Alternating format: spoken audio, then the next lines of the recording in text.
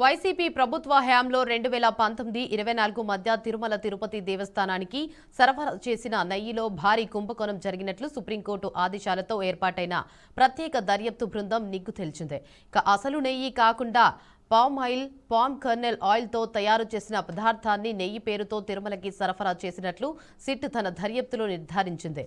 ఇక ఈ కల్తీ పదార్థానికి నెయ్యి సువాసన వచ్చేలా చేయడానికి బీటా కెరోటిన్ వంటి రసాయనాలను కలిపినట్లు వెల్లడించింది.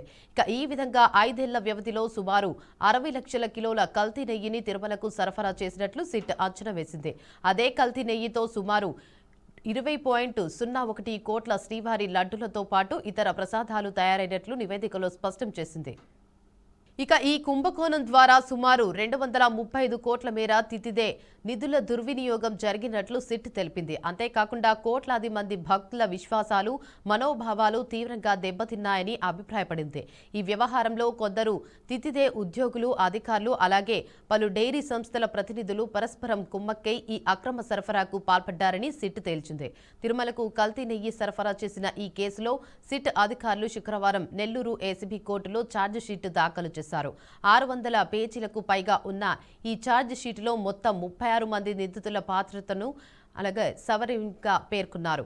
ఇక ఈ జాబితాలో తితిదే ఉద్యోగులు, అధికారులు మాత్రమే కాకుండా పలువురు డైరీ సంస్థల ప్రతినిధులు పేర్లు కూడా ఉన్నట్లు తెలుస్తోంది. ఇక ఈ కేసు దేశవ్యాప్తంగా సంచలనం సృష్టించడంతో పాటు తిరుమల లడ్డూల నాణ్యత, భక్తుల విశ్వాసాల పరిరక్షణపై తీవ్ర చర్చకు దారితీసింది. కోర్టు తదుపరి విచారణలో ఎలాంటి కీలక నిర్ణయాలు వెలువడతాయన్న దానిపై సర్వత్రా ఉత్కంఠ నెలకొంది.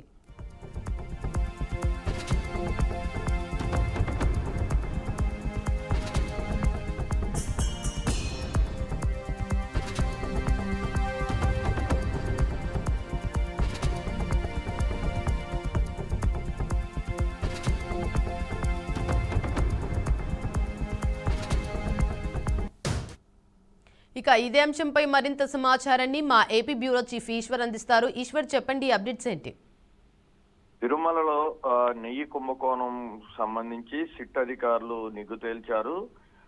నెయ్యి పేరుతో పామాయిల్ సరఫరా చేస్తున్నట్టు కూడా నివేదిక తయారు చేసినట్టు మనకు సమాచారం వస్తుంది. 60 లక్షల కిలోల కల్తీ నెయ్యి సరఫరా చేసినట్టు నిర్ధారించారు. 20 కోట్లకు పైగా శ్రీవారి లడ్డూ తయారీలో కల్తీ నెయ్యి వినియోగించినట్టు కూడా గుర్తించడం జరిగింది. 235 కోట్ల తీదే నిధులు దుర్వినియోగం కూడా జరిగినట్టు కూడా గుర్తించడం జరిగింది. తిరుమల తిరుపతి దేవస్థానానికి సంబంధించి 235 కోట్లు నిధులు దుర్వినియోగం చేసినట్లు గుర్తించారు. కోట్లాది మంది భక్తుల మనోభావాలకు ఇబ్బంది కలిగించే విధంగా ఈ అక్రమాలు జరిగినట్టు కూడా తెలుస్తుంది. దీంట్లో తిరుమల తిరుపతి దేవస్థానానికి సంబంధించినటువంటి ఉద్యోగులు, అధికారులు, డైరీ సంస్థల అందరూ కూడా కలిసి కుమ్మక్కయ్యే ఈ అక్రమాలకు పాల్పడినట్టు కూడా తెలుస్తుంది. 36 మంది నిందితులపై ఛార్జ్ షీట్ కూడా దాఖలు చేశారు.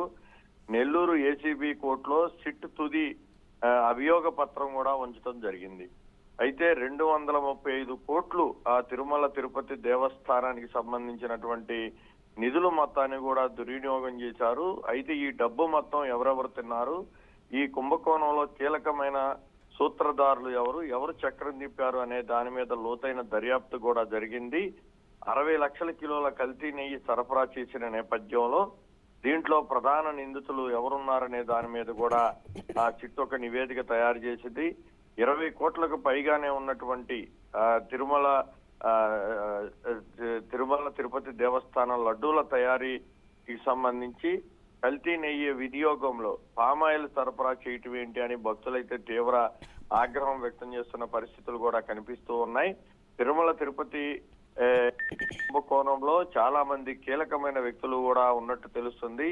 వైఎస్ఆర్ కాంగ్రెస్ పార్టీ అధికారంలో ఉన్న తరుణంలో ఇష్టానుసారంగా తీతీదే తిరుమల తిరుపతి దేవస్థానానికి సంబంధించి అక్కడ ఉన్నటువంటి అధికారుల ఏ విధంగా వాళ్ళ పాత్ర ఉంది, అధికారులతో పాటు ఉద్యోగులు, డైరీ సంస్థలు ఏ విధంగా కుమ్మక్కయ్యాయనే దాని మీద నెల్లూరు సిబిఐ కోర్టులో సిట్ తుది అభియోగ పత్రాన్ని కూడా సిద్ధంగా ఉంచినట్టు కూడా మనకు సమాచారం వస్తుంది. Right, thank you for the update Eshwar.